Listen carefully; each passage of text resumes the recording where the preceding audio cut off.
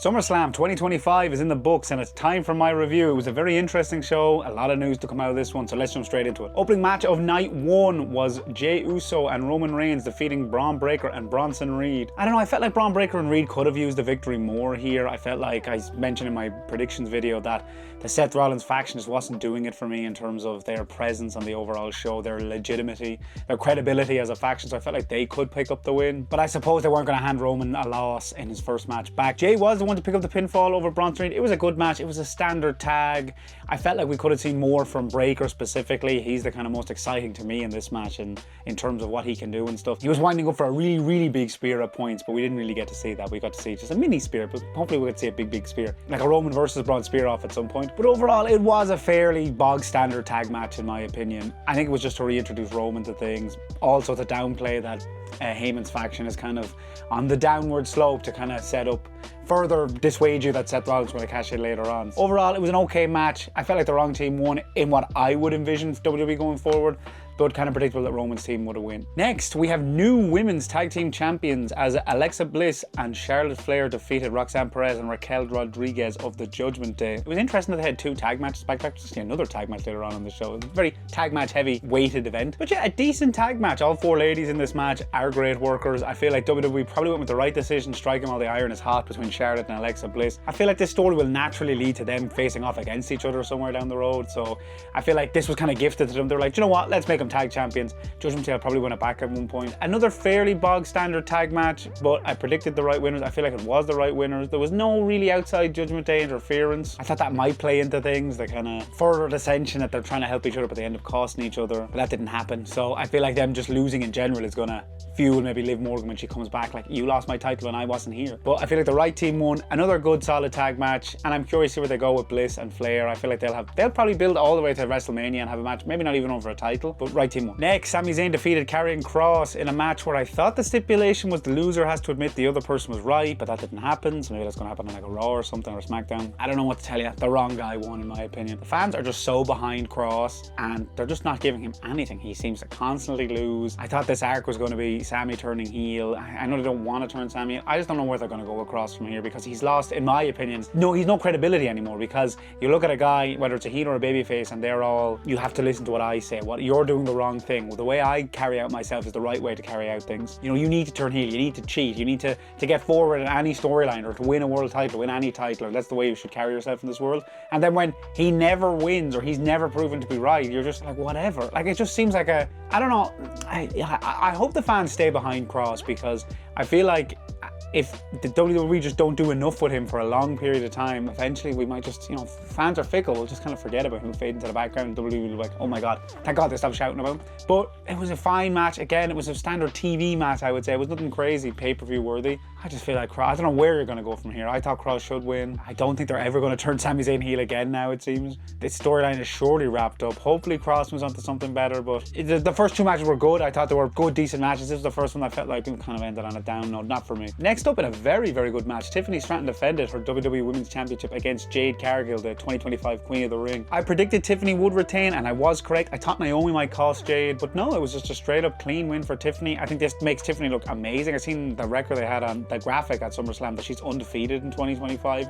She's got the most wins, most undefeated wins of anyone in 2025. She's like 15-0, which is a really good stat for her. I've seen people online say that's kind of it for Jade. The experiment has failed. If they haven't pushed her by now, they have no intention of pushing her. I don't think so. I don't get that vibe at all with Jade yet. I think it's one of those losses where it was a really good contest. Tiffany is a really dominant champion. We don't have to go to predictable route. It doesn't have to be the predictable rise of you win the Royal Rumble, or you win the Queen of the Ring, or you win the Money in the Bank, and you, okay, now I have a world title. Jade is going to win the world title at some stage, whether it's the Raw or SmackDown world title. It just wasn't meant to be on this event, and I feel like it further legitimizes Tiffany Stratton. And if Jade does beat Tiffany later down the road, I think it'll be an even bigger mountain to climb for her, and it'll mean a lot more. But in terms of Tiffany, what a run she's been on. She's only been wrestling for what, 4 years? You've rarely seen a natural take to it as this good, especially in the women's. You see it a lot with the men. Like, I don't think there's been a talent like this that's kind of come from not wrestling and it's been so over and so good at wrestling since Trish Stratus. Another great match. Tiffany was booked really strong. Her prettiest moonsault ever is still fantastic. It just looks great when she hits it. I think the match was booked very well. I think both people come out of it looking strong. I don't think Jade looked weak. I think the right person won. I think Jade will eventually win the title.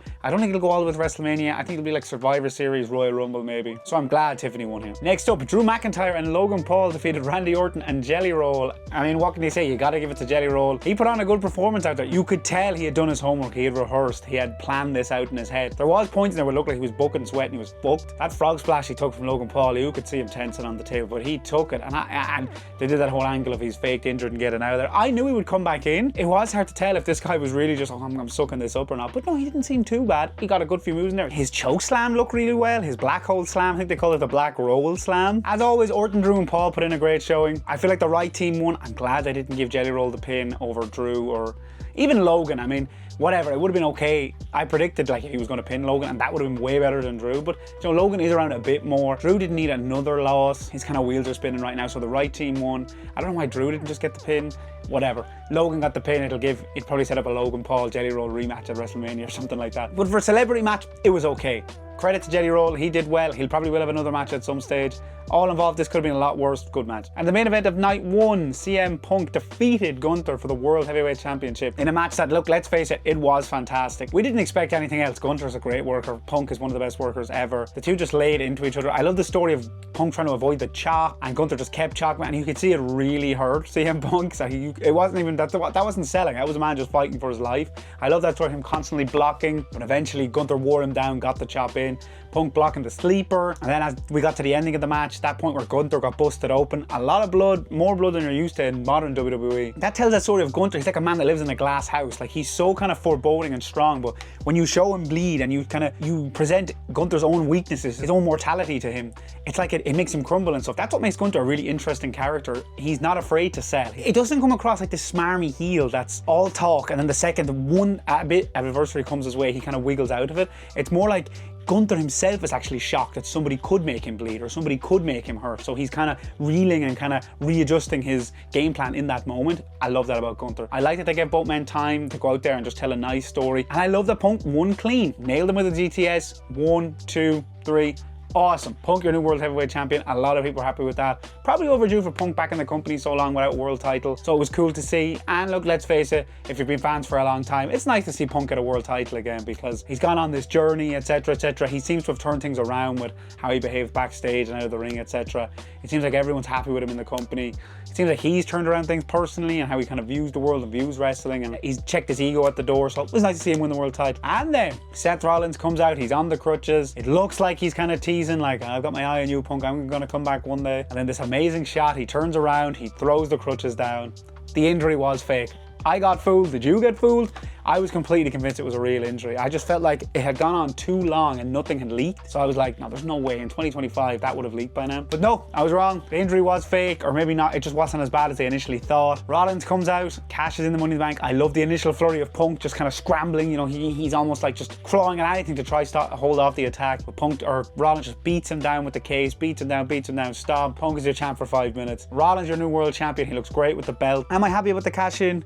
Do you know what? I think it'll build to a WrestleMania match between Punk and Rollins. So why not? I'm not unhappy that they took the belt off Punk that quickly. Rollins is going to be a great world champion. That faction needed a bit of credibility and legitimacy, so I think that was the way to go. I thought the story was great. The cash-in was good. I got. It's rare in wrestling nowadays you get fooled. So I was happy with that. Night 2, the opening match was a triple threat for the Women's World Heavyweight Championship. Naomi defended against Rhea Ripley and Io Sky. Another great match from the ladies. You can't deny, anytime there's a kind of world title triple threat match at a big show, the ladies always deliver. And this was no different. I like the story of Naomi's kind of that third wheel. Rhea and Io kind of wanted to butt heads with each other. They kind of wanted to get Naomi out of the picture. It's like, yeah, whatever, you're a third wheel.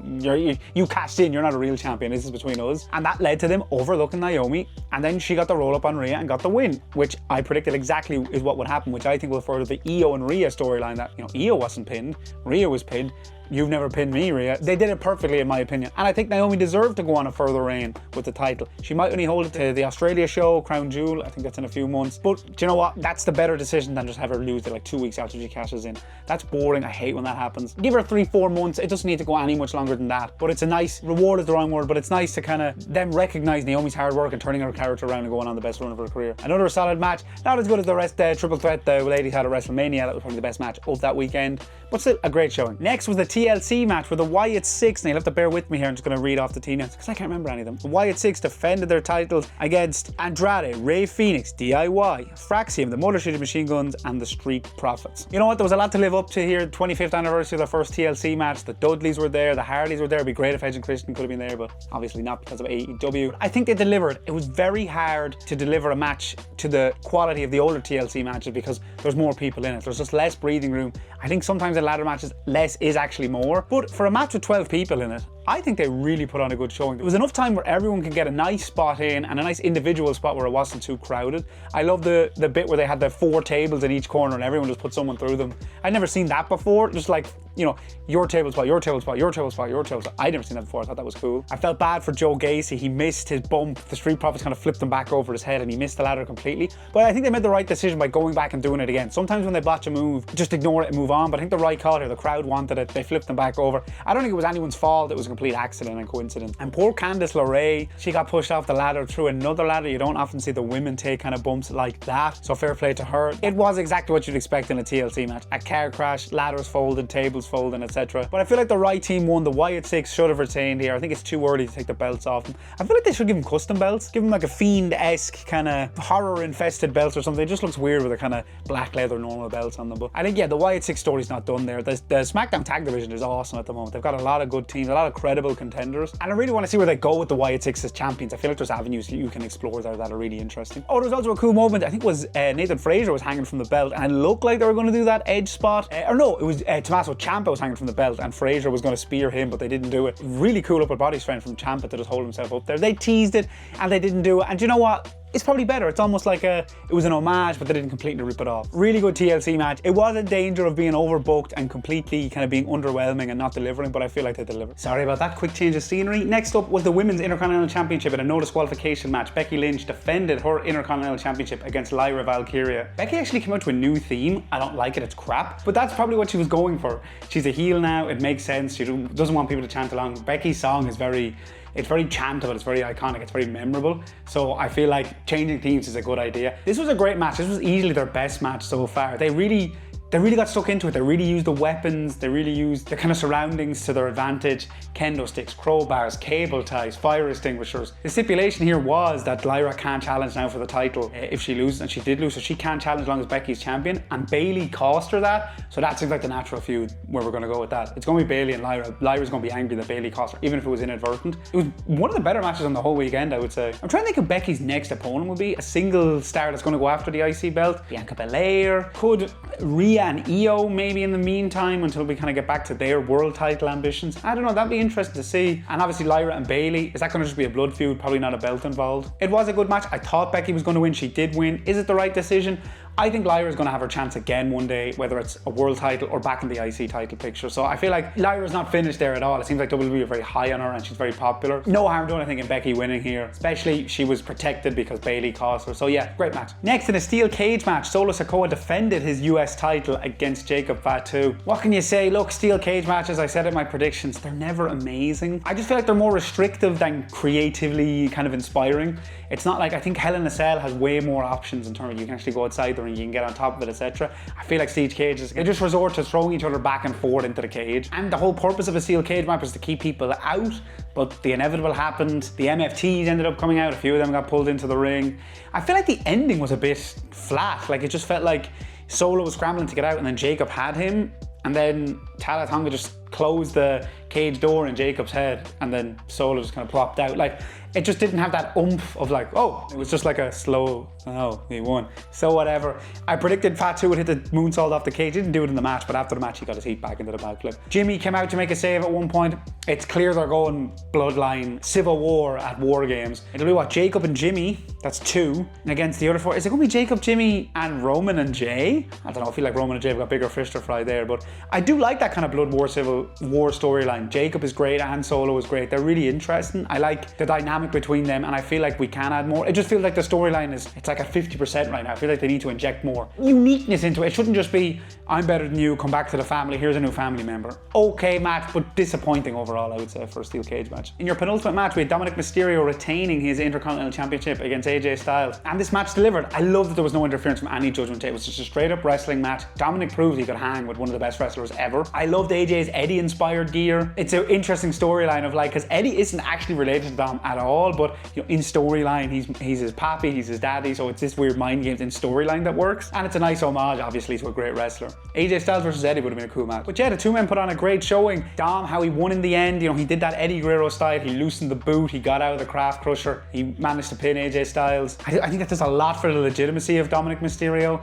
He gets a clean win. I seen AJ did a post-match interview about how he was beaten by, you know, a young kid. Does he still have it anymore? Dom is hyping up that he didn't need anyone from the Judgment Day. I'm sure there's going to be more interference in other matches down the road. I'm sure he's not done with getting help from the Judgment Day and heel tactics. There's plenty of heel tactics in this match. But I feel like even if you win by heel tactics, if it's clean in terms of nobody helps you do that, it can show that you're probably smart and cerebral, a Randy Orton type heel or a Eddie Guerrero kind of type character, rather than just a real slimy, like I need someone else to get me when you're more clever than a scumbag.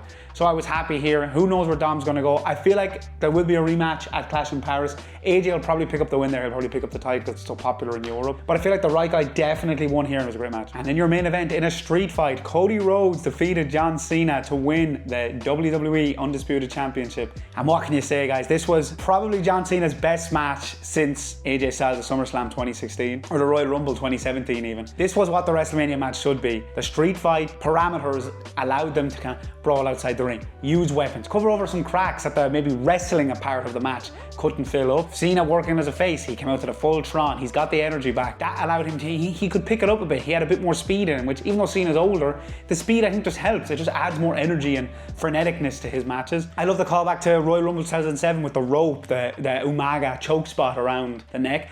It would be nice if the match had a bit of blood in it, but I feel like if you had to pick one of the two, the CM Punk Gunther one was the one that needed the blood, not this one. But yeah, so many just kind of crazy meme moments. Cena coming up to the Cody Vader with him. It'd be so funny if they played the music as he was coming up. There was spots on the stairs, there was spots through tables, there was chair shots. And it's nice to see, probably they've kind of turned the Cena retirement tour around on the tail end of it now. They're heading the right direction. But of course, Cody does win after kicking out of about 10 AAs after STF with the ropes off the top rope. Don't know how anyone's ever going to have to shoot Cody to finish him off. There's a lot of great near falls. Cena kicked out like a triple crossroads that Cody always has to finish match. But he eventually got the win. Cena, that's probably it for him in terms of a world title win. Anyway, he might pick up maybe a mid-card belt. That's it. John Cena's 17 historic world title reign is over. Cena will never be world champion again, probably.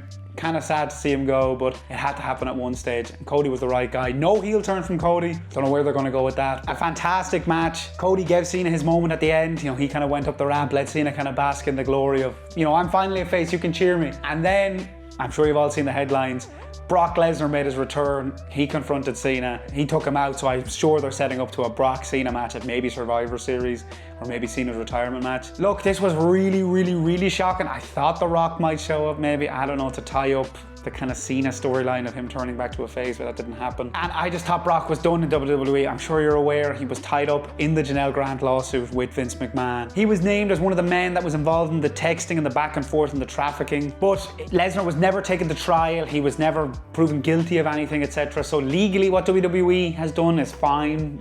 Brock can make a return, whatever, there's no legal ground. Morally, I don't know. We need to know more information. My stance on it is, if he is involved, but he's not involved to a really extreme extent, and WWE are just gonna milk this cash cow-wise. Really bad form from WWE. But if Lesnar's completely innocent, hey, why not bring him back? It seems like he's gonna be on his own retirement tour next year's SummerSlam. It is an absolutely shocking return. We haven't seen him in 2 years. Him and Cena could run it back. I hope he's not Cena's final opponent, but if he's one of them, why not? So we'll have to see where it goes in terms of how I feel, in terms of if I feel like this was morally correct or the right thing to do. Storyline-wise, does it make sense? No. It's just a big shock return. Like, what does Brock have against Cena in this kind of current time? But is he involved with The Rock? Is it just, I want to come back and make a statement? Could be anything. So I'll have to see where I land on it. As of right now, I'm still not kind of over the moon about it. It doesn't seem right. Lesnar, that's not cleared up yet, so it doesn't seem right to me. But is it shocking? Yes. Some people are happy, some people aren't happy. It'll be interesting to see where it goes. A very shocking end and kind of continue seeing on his storyline retirement tour. But that was it for SummerSlam 2025. All in all, a great show, I would say. Probably like 8 out of 10.